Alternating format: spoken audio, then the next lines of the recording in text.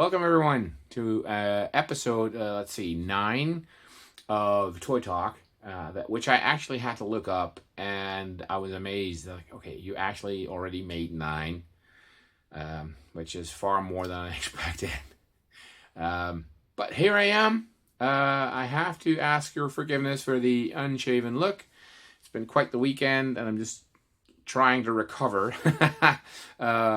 I went to Dutch Pro Wrestling on Saturday night. You do that with friends whenever there are shows in Hoek van Holland, and it's just a fun night out, watch wrestling.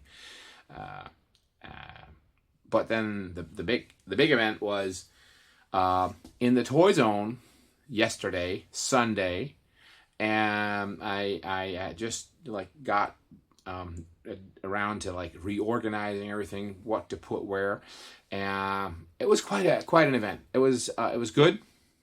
It was there was a lot, but I also went in. The people that do follow me on Instagram did see that I went in with a ground set of rules or anti-goals, things that I don't want to do, which really helped me out to keep my head clear with the overwhelming amount of toys and vintage items that were coming my way.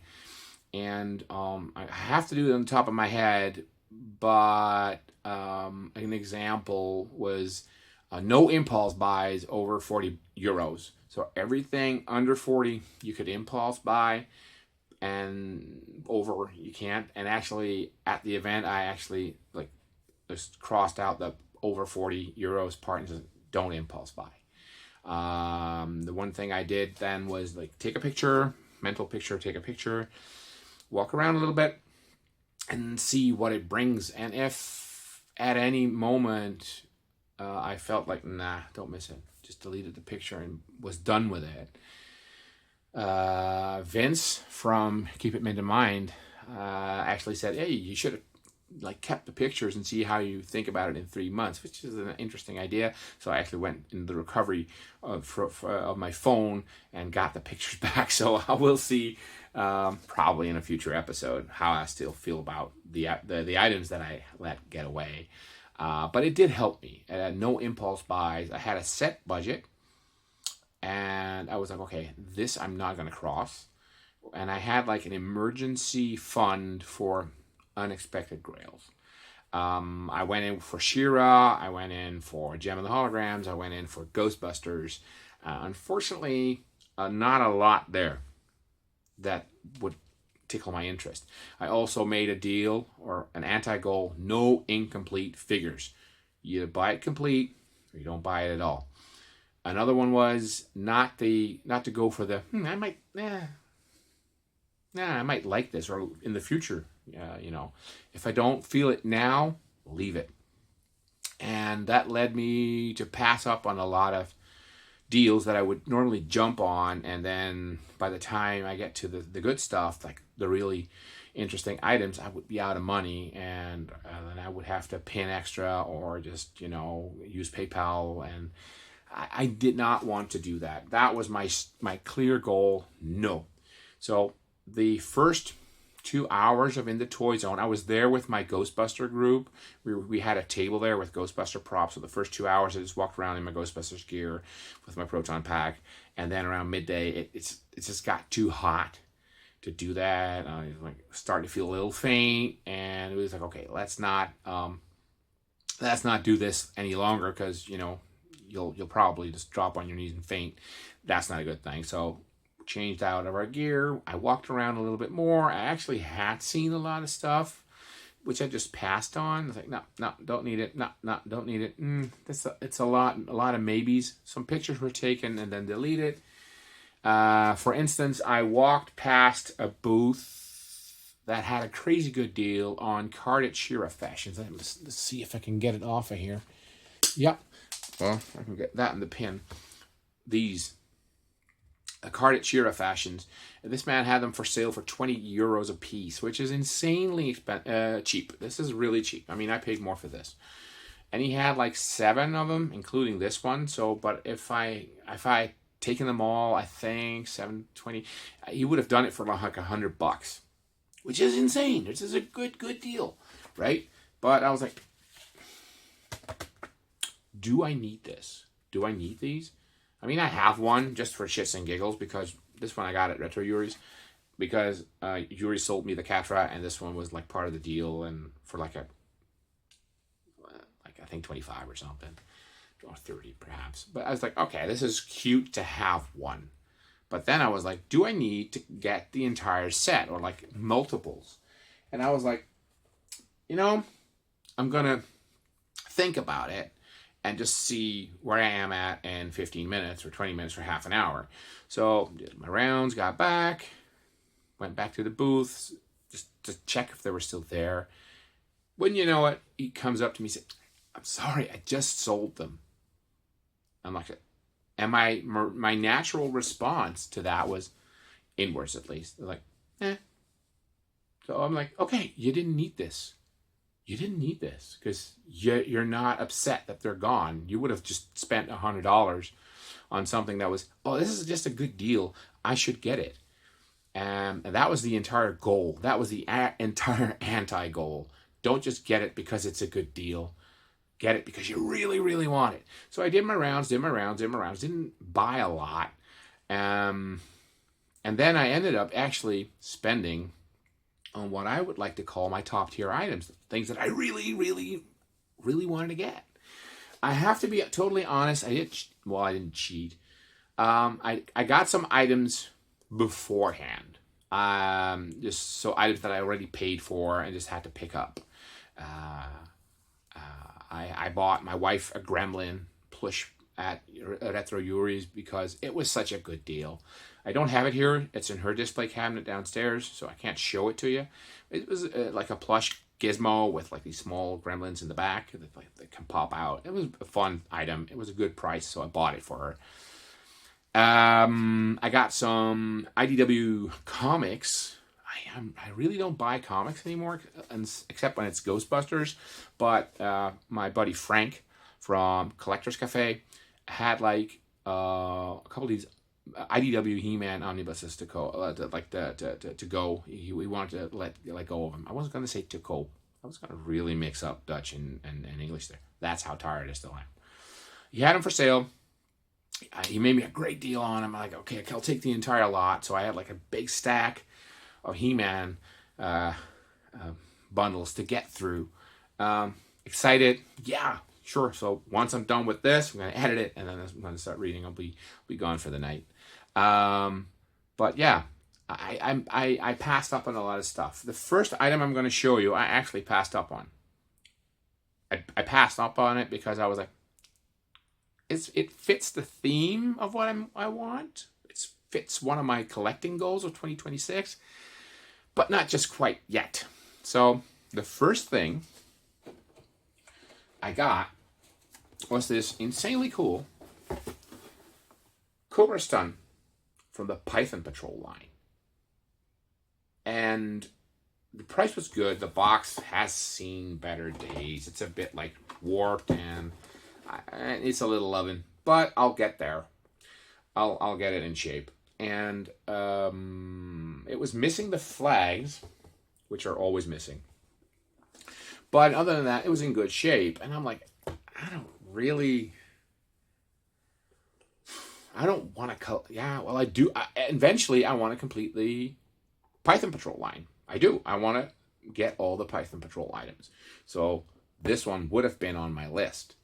And I asked myself the question, one of the anti-goals, that goes with the anti-goals. If I see this online for this price in a week from now, would I still buy it?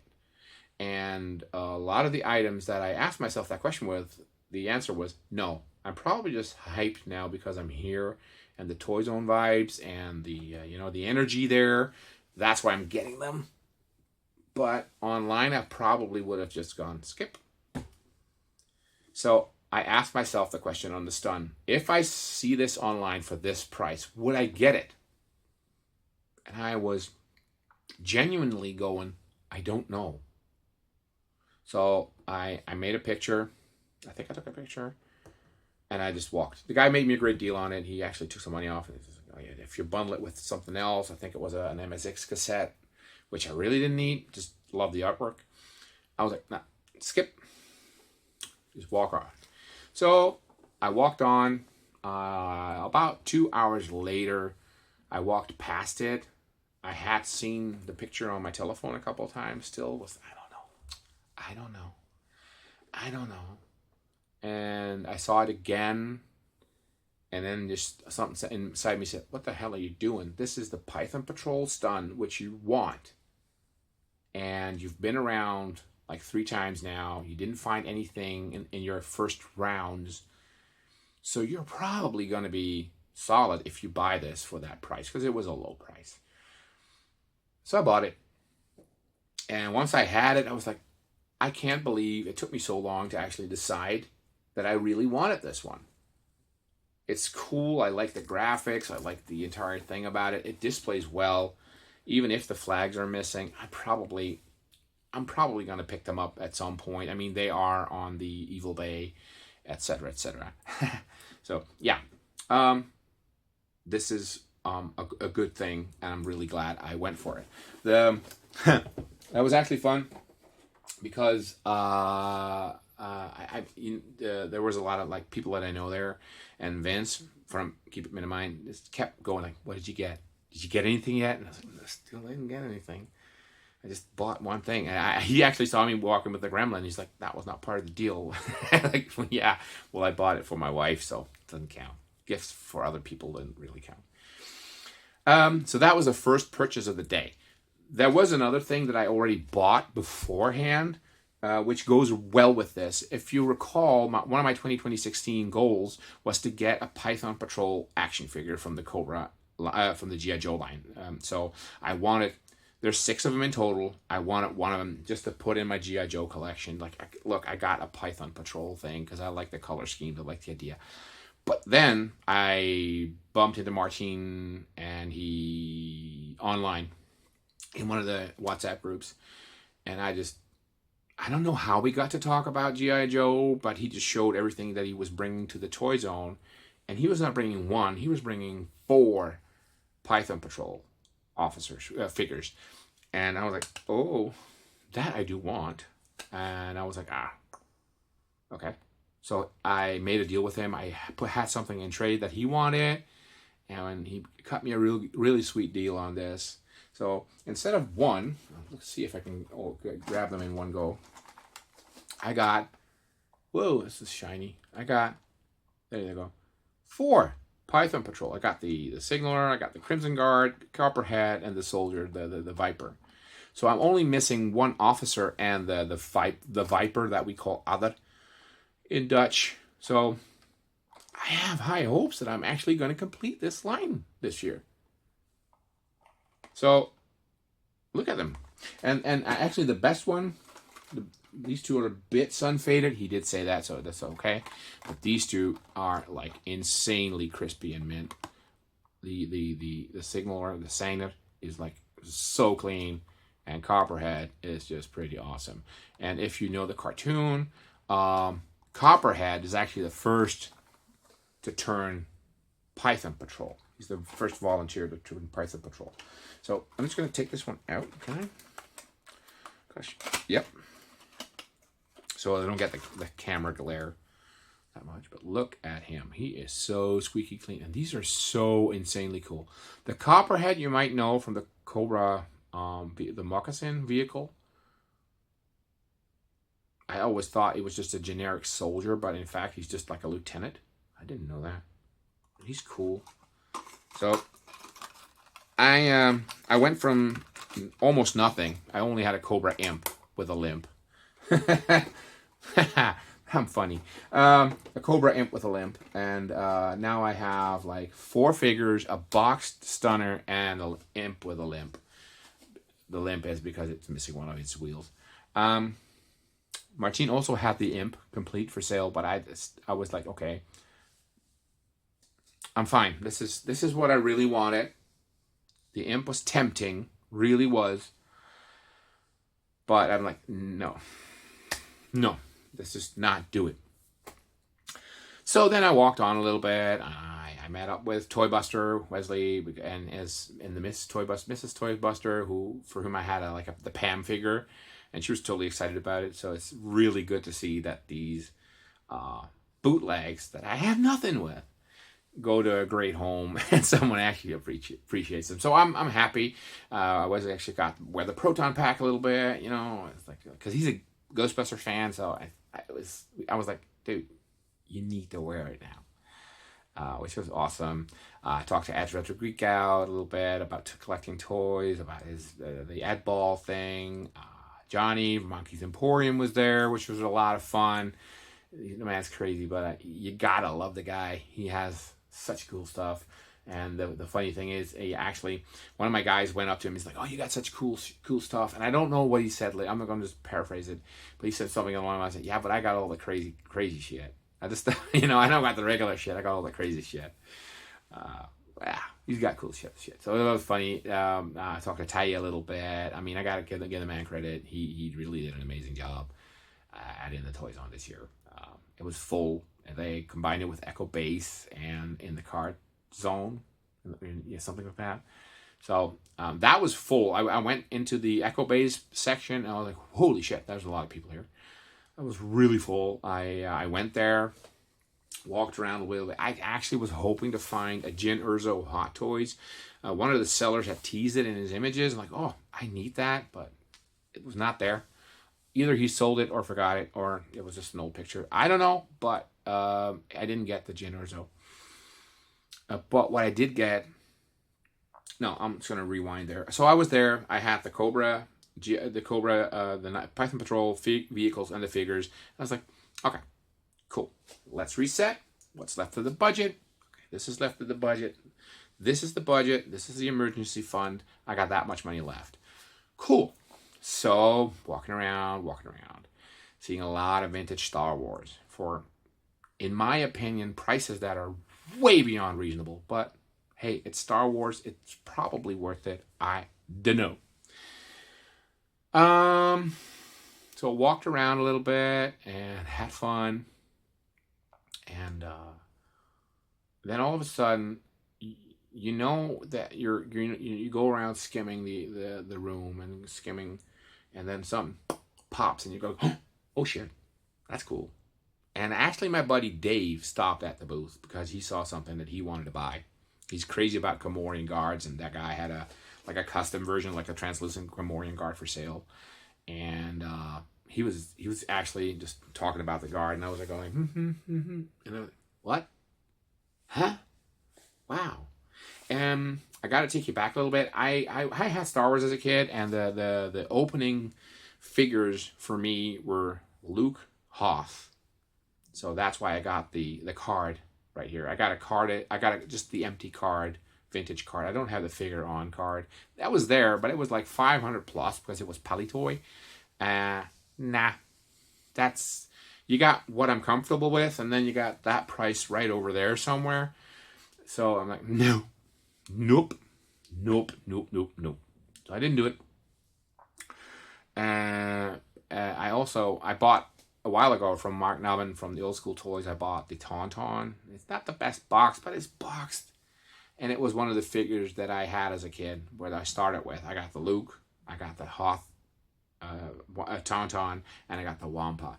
I got the Tauntaun box. I'm all over the place, sorry. But I got the Tauntaun in box, happy. I got the card for Luke, happy enough. I'm like, okay, I can't afford, I don't want to spend $500 on a figure. This'll have to do. And it looks gorgeous, so I'm fine. And then my eyes went up and I saw this. And I was like, uh-oh, this might get a tad dangerous. I'm just going to hold it like this a little bit so you don't see the glare from the camera. But this is gorgeous. In an acrylic case, with the box, a beautiful white Wampa. And I was like, oh, do I need this? Do I need this? And when I looked at this, I was like, oh, crap. This just instantly back to my childhood, to this image that I recreated with the Wampa, the Tauntaun, and the Luke. This was all I played. This scene, the Wampa attacking the Tauntaun and taking Luke away. I loved it. And I was like, do I get it? Do I leave it? I couldn't. I had to get it. I got it. And was it over my budget? No. But it was something that I bought, and as I paid for it, I was comfortable paying it. But then I went like, oh, I should have done my homework if I didn't overpay on this, because this was really not on the list, and I don't know anything about the item that I just bought. But then I checked it, and I checked with Boone's Art. I checked with Old School Toys, and they both went like, dude, if it's a crispy white Wampa, which it is, it's a great Wampa, that's the price of the emission alone. So you didn't overpay. The acrylic case is expensive. The box is in good shape. It's in really good shape. So you didn't overpay. And I'm like, oh, thank God. So Hoth Wampa, the second item that I actually bought at In The Toyzone. So the Stun was the first one. This was the second one. The G.I. Joes were I bought and paid for. Did I go over budget when I bought this? No. But I did go towards the end of the budget, the regular budget, without touching on the Grail piece. Now, I was comfortable with this. I was really happy. I thoroughly enjoy it, and I gotta admit, I can't stop staring at it. I had put it in my detolf just, with the Star Wars stuff, and I'm like, this one deserves a better spot than just being stuck in the detolf. So I gotta see where I'm gonna keep it. So yeah, then that happened, and I kept walking around.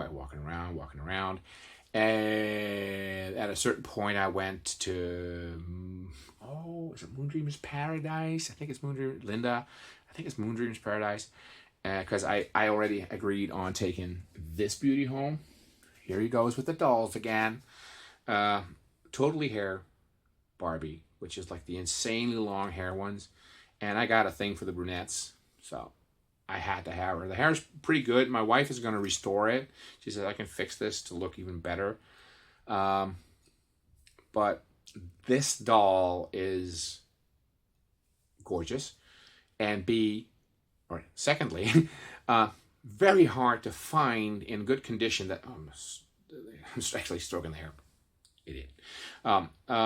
In good condition. And if I wanted her boxed, I would be looking at 300 to 400 euros. What I'm comfortable with, that price. So no, Linda always gives me like great deals on this, and we already arranged it. So I was like, yeah, I just had to pick her up, and then I went to the booth, and I was like, oh shit, she got this one, and she got that one, she got this. She got so much cool stuff. That was like an easy, like for 200 to 400 euros worth of stuff that I gotta get this. I gotta get this. And I was like, nope. This is what we agreed upon that I would pick up. That's what we stay.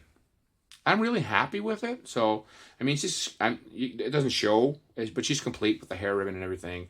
My wife just said, I'm not going to get around to getting her fixed up this week, which is fine. But the hair is good. It's in good shape. So, I is happy. I is plenty happy. So I got now Barbie, and I got I think is this Teresa? I want to say Teresa.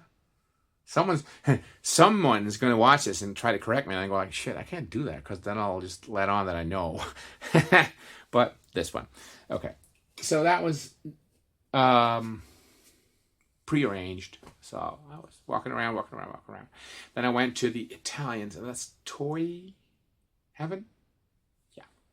Toy Heaven, and they had like a bunch of carded She-Ra figures, and I went through them, and like, okay, the prices were okay, bit on the high side, not over the like, I'm not comfortable with it anymore, but I was like, no, I didn't feel that immediate need, so I just let it go. I walked away. And my friend went like, did you see that there was She-Ra figures there? And like, yeah, I know. I saw it. And then I walked to another booth. This man had the Crystal Swiftwind, I think. Red one. I don't have it, but he had it for sale. But the box had taken a beating. The foil had let go. So I was like, I'm doubtful. And then my buddy Dave said, hey, the Italian has it too. Just go there, see what he charges for it, and if that's a big difference, you could get it cheap and you have to fix it up, or you can get it there and just buy it instantly. I'm like, yeah, good idea. So I went there. Well, naturally, the Italian one was in excellent shape, but the price was way higher. And once again, I was like, no, I'm not gonna do it. And actually, at that time, I decided I'm not going to get this one, and I'm not going to get that one. I'm just not excited about it. It's a deal. It's a good deal, basically, but I didn't do my homework, and I didn't plan on getting it. So once again, the anti-goals, or what did I call them? Anti-goals. Anti-goals. Kicked in. I was like, don't. You're moving around too much. You're doubting too much. Don't do it. Just don't buy it. And then I asked myself the genuine question: if you saw the one that the guy, the beater, if you saw it online in that box for that money, would you buy it? And I was like, no, I would not. I'd probably go like, I'll look for a better deal, a better version somewhere along the line. And I was like, okay, I'm not gonna get it. So he put, I think they're very sly. They put the figure back. Or the horseback, and he had the Claudine, and I said, yeah, but that was like $200 plus, and I'm like, nope, that's over budget. I don't want to do that. And then I'm gonna really go over the emergency budget, the Grail emergency budget that I had, like the regular, and then some extra money that just in case I saw something I really needed, like a Grail, which I didn't see up until then because the Crystal Palace wasn't there. In any shape or form, not that I found. So, okay, and then he put the Claudine back, and I was like, what's that next to it? And he said it's a Veicolo Farfalla. Oh God, I hope I pronounced this correctly. As the Veicolo Farfalla. I'm like, okay, what's that? And he said it's the butterfly. Like the butterflyer? I think I know that thing. That's the She-Ra variant of the carry case, the dragon bones carry case that you have for He-Man. This is a She-Ra variant. I've not seen that in a long time. And he took it out, and he's like, this one is still sealed. I'm not stop doing impressions. That's disrespectful. I'm sorry. But he said, this one is still sealed. And he actually had it up like this. So I read it like this, Nymphea. And I'm like, I don't know what that means. I actually just saw this, Nymphea. And I'm like, I don't know what it means. And he said, well, this is, he says, the Veicolo Farfalla. And I actually practiced with him, like, yeah, I think I got it pronunciation now a little bit. But I had to get the Butterflyer because it is a beautiful box. I love She-Ra box art. I mean, I love all Masters of the Universe box art. I just wish it was not so damn expensive. I love these. He had a price on it, and he said it's still sealed, which it's true. It's still sealed. And he said, I can do a little bit with the price. So he lowered it, and wouldn't you know it, by lowering that price, he met exactly to the euro the emergency budget that I had. So like the regular budget plus the emergency budget for Grails. And I'm like, okay, this is money that I could have spent had I found the castle. Can I swap it out and get the Butterflyer instead? And I'm like, is it rare? I don't know. I don't see her very often. I see the horses all the time. I don't see this one, and not in pretty decent shape. The box is not the greatest shape, but it's still pretty good. It's sealed. So I just rationalized it for myself and said, I'm going to do it. So this is the last purchase I did. This was actually bought by the Grail Fund. So I stayed well within the limits. I didn't overspend. I didn't impulse buy. And together with my Ghostbuster buddies, I actually had a great time at In The Toyzone. It was warm, but it was good. And I do feel something that I said before, that there's a certain amount of saturation kicking in right now, because it's the same events all over. It's like the same dealers at different spots. So you kind of know what to expect. I was surprised by a couple. I gotta admit. I mean, Rob, who is my G.I. Joe go-to guy, he had like an incredibly cool Sergeant Slaughter Marauders tank armor piece, and I'm like, I want to get it, but I'm like, don't, Andre, don't. It's not your focus. Don't do it. Karsten, Motu Man, had like the Defiant, the big ass space station, the launch platform with the space shuttle, and he made me a deal, and he said you could pay in a couple installments if you want, because it's an expensive piece. He lowered his price. Figures were so crispy clean, both of them, and I'm like, then there's this inner demon that goes, just say yes and pay in installments. But then I appreciate your offer. I really do.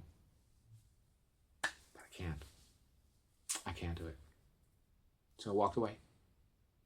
And I don't regret it. I think I'm very happy with what I got. I'm very happy with the newfound focus that I got.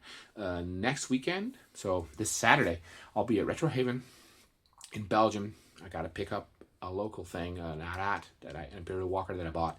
I'm going to slim down the budget a little bit more. I'm just going to go for I'm going to go for what a carded She-Ra figure would set me back. That's the budget. That's the goal. I want a Princess of Power, another Princess of Power figure on card. That's my goal for Retro Haven Belgium. And who knows what'll happen. Probably if I don't find it, I might buy something else. But my advice is to the more, I don't want to say serious, because I think we're all serious. But, if you want to like up your game a little bit, sure in hell make goals. Like this I want to do, that I don't want to do. And stick to it. I mean, it cost me a lot of effort to stick to the not impulse buying, which I'm really prone to doing. But at the end of the day, I went home with some amazing items. I got home and my wife saw it. I was like, you spent some serious money. I said, I actually stayed within budget just because I postponed buying all these little trinkets and knickknacks that I usually pick up, and then go like, shit, I'm out of money. Now I gotta get extras, and that I didn't have to do. So all in all, very happy. Okay, thank you all for watching this. And if you stopped by yesterday, we had a talk, like Toybuster and Ed and Johnny from Monkey's Emporium, Vince from Keep Mint in Mind. Keep Mint in Mind. It's just Mint in Mind, I think. Or is it Keep It Mint in Mind? Oh, sorry, Vince. Sorry, buddy. I didn't talk to Toy Overdose. I mean, he was there. I greeted him. I tried to talk to him, but he was just too busy, and he offered me a sticker. But that's fine, too. The man's probably just busy. What else? Thank you all for this. Retro Haven Belgium, I'll get back to you on that one. I'll make another video on that for sure. Let's continue the excitement. See you next time.